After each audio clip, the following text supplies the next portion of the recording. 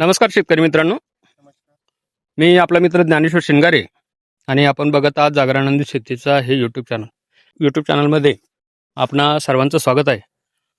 आणि आज आपण आहोत पळसखेड पिंपळे येथील गणेश भाऊ पिंपळे सरपंच, ज्यांना यासाठीचं वेळ लागलं आहे असं जरी म्हणलं तरी हरकत नाही. कारण त्यांनी आज ज्या क्षेत्रामध्ये आपण उभा आहोत त्या क्षेत्रामध्ये अक्षरशः अर्ध्या फुटापासून तर 1.5 ते 2-3 फुटापर्यंत गवत आहे. आणि त्या गवतामध्ये यासाठी पीक पद्धतीनं मका पिकाची लागवड केलेली आहे. आणि आपण ती आज बघू शकतो. लागवड करून जवळपास 15 दिवस झाले असं त्यांचं म्हणणं आहे. आणि मका पीक एकदम चांगल्या पद्धतीनं इथं दिसतंय. आणि बाकी त्यांच्याकडूनच जाणून घेण्याचा प्रयत्न करू आपण. तर नमस्कार बापू, नमस्कार. या मका पिकाविषयी माहिती. हे मका लावून 15 दिवस झाले आणि विषय असा आहे ह्या शेताचा, हे कधी आमचं शेत पैसे घेऊन जातं, पैसे देत नाही. आज आपल्या शेतीवर ही माझी शेती 6 एकर, ही शेती चिबड शेती आहे. हिच्यामध्ये डिसेंबर मध्ये वापसा येते आणि आपण ही मका जवळपास 10 तारखेला लावलेली, 10 नोव्हेंबर. आणि आज कंडिशनला याच्यात वापसा नाही आहे. आणि याच्यामध्ये 1 फुटापासून 3 फुटा लोक गवत होतं.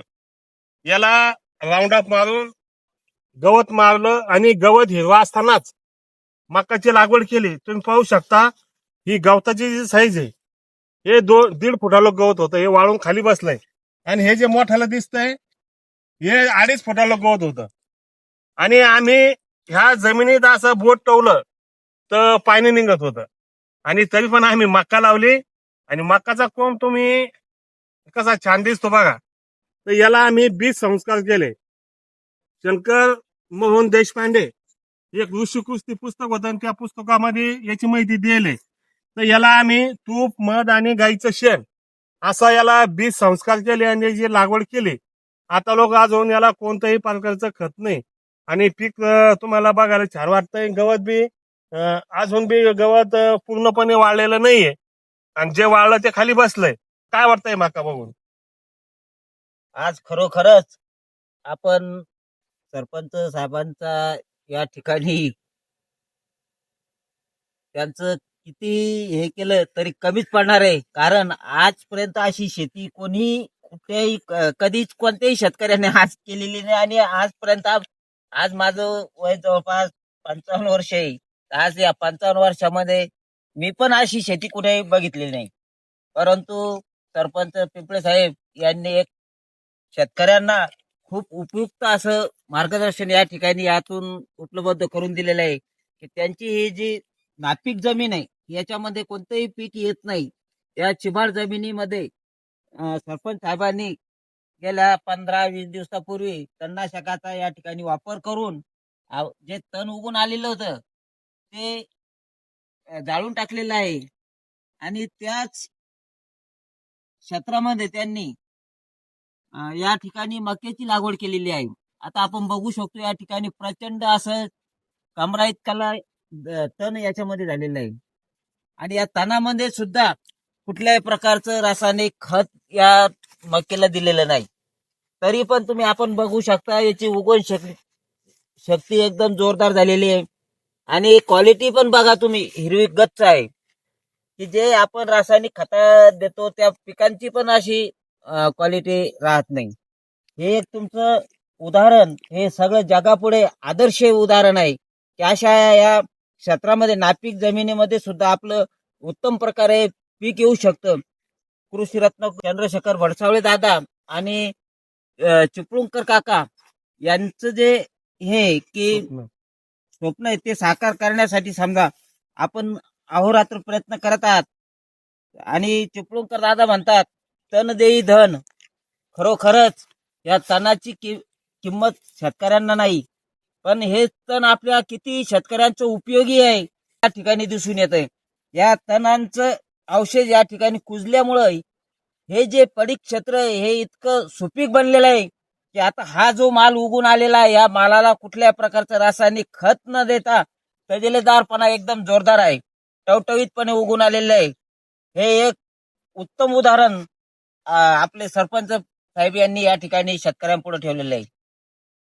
या गवतामध्ये आम्ही लागवड करत असताना आम्हाला मंजुराची अडचण आली आणि माझी मिसेस, माझी भाग्यलक्ष्मी ही सुद्धा हे म्हणे मी मका लावत नाही. याचं कारण असं होतं डॉक्टर साहेब, माऊली, हे जे गवत आहे ना हे त्याच्या नाकात गेले लागवड करताना आणि त्याचं एक दोन लक्ष द्यायचं रक्त निघलं बाहेर. मग ते काटावल्या. ही कोणती शेती आहे, कोणती सरपंच, तुम्हाला कोणा सरपंच केलं म्हणे बा की ह्या गवतात तुम्ही मका लावून राहिले आम्हाला मजबुरीनं. म्हणलं तुम्ही 500 नाही 600 रुपये घ्या पण लावाच म्हणलं. आणि याच्या पाठीमागचं एक कारण आहे, मी 2002ला एक पुस्तक वाचलं होतं. ते लेखकाचं मला नाव आठवत नाही, पण होका का असं काहीतरी त्याचं नाव होतं. ते म्हणले होते की बा तणाचं नियंत्रण करून आपण शेती करायची. म्हणजे हे जे गवत आहे ना हे कापून इथं टाकायचं आणि ते पीक चांगलं येतं असं ते त्या काळात मी ते पुस्तक वाचलं होतं. प्रत्यक्षात केलं नव्हतं. पण मी म्हणलं की बा आपण आता हे सारखी शेती करूच लागलो तर हे गवतात बी एकदा करून दाखवा. आणि हे शेत आहे पूर्ण अर्ध्या गावची लोक इथून जातात, म्हणजे वाटावर शेत आहे. तर सगळे लोक हे सरपंच येडा झाला, एक माणसाला काही कळतं की नाही. आणि त्या आमच्या त्या वाजदानी होत्या 2-3 एक वाजदा त्याला पिचकून द्यायचा. अरे तुम्ही का पागल झाले, पण त्या माणसाचं ऐकून राहिले, त्या गावतात लावून राहिले. पण ते ना म्हणलं बाबा तुम्हाला विनंती मला हे प्रयोग करायचा आहे तर एवढं लावा म्हणलं तुम्ही. तर माझ्या बायकोला विनंती केली, ती बी तापा जाणार संध्याकाळी. पण म्हणलं बाई ऐक आता करू दे म्हणलं. एसआरटीचं वेळ असावं तर कसं असावं, तर हे असं असावं. आदरणीय सरपंच साहेबांनी जे प्रयोग आपल्या गावातील शेतकऱ्यांसाठी, ज्यांनी हा प्रयोग इथं येऊन बघितला समजा की त्यानं आपल्या चालू शेतीमध्ये एसआरटीचा प्रयोग हा केलाच पाहिजे, या हेतूनं गणेश भाऊंनी त्यांचं जे पडीक क्षेत्र आहे त्या पडीक क्षेत्रावर मका पिकाची लागवड इथं करून उत्कृष्ट असं उदाहरण इथं तयार झालेलं आहे. आम्ही आता इकडे आलोय आणि अक्षरशः बघतोय तर खरी एसआरटी काय असते, तर खरी एसआरटी हीच असते बाप. आणि एसआरटीचं ब्रीदच हे आहे, तण देई धन, तणाचं व्यवस्थापन आणि जे काही तण आहे त्या तणाचं बायोमास जे आहे ह्या आपल्या पिकाला कशा पद्धतीनं काम करतंय, तर ते तुम्ही इथून दाखवण्याचा एक मानस उराशी बाळगून आपल्या शेतकऱ्यांच्या मनामध्ये जी तणांची भीती आहे ती भीती कमी करण्याचं काम आपलं चॅनल आणि तुम्ही आणि डॉक्टर साहेब या तुमच्या मंडळीच्या व्हिडिओ बघून म्हणूनच मी केलंय. नाही मला स्वतःला मी जास्त व्हिडिओ कोणतेच बघत नाही, तुमच्या माहितीसाठी सांगतो. पण मला ते तुमच्या शेतावर आल्यापासून विठ्ठल वैद्य साहेब, मोरे साहेब आणि डॉक्टर साहेब या शेत्या गेल्यापासून मी सकाळी 4 वाजेपासून मला चेव आला तर मी व्हिडिओ बघत राहतो आणि मला त्याचं येडं लागलं. मग माझ्या डोक्यात आलं कल्पना की आपलं शेत रस्त्यावर आहे आणि आमच्या गावात भरपूर जमीन चिवडी. ह्या लोकांना एक आदर्श होण्यासाठी हे लोक बोलावल्यानं येत नाही. बरोबर. पण हे रस्त्यावर असल्यामुळे ते गाड्या उभे करून पाहिजे, गावतात काय लावणं चाललं, गावतात काय लावणं चाललं, हे तुषार कशावर आणणं चाललंय, गावतावर चाललं काय आणणं. पण ते काही लोकांना येऊन पाहिलं आणि ते बावळे झाले. ते कसे नाही खरं आहे, आता खरं म्हणायला लागले.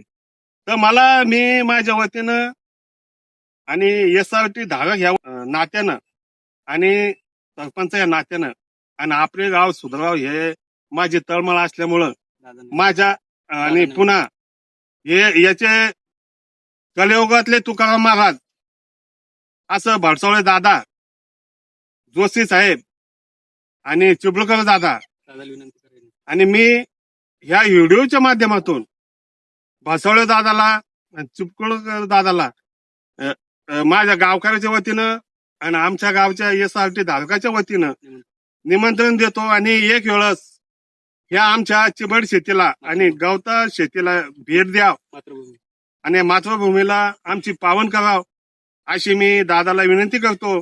आणि ह्या युट्यूब चॅनलचे ज्ञानेश्वर माऊली शिंगारे यांनी 2-3 वेळेस व्हिडिओ आम्हाला काढून युट्यूबवर टाकून एक आमचा उत्साह वाढवला.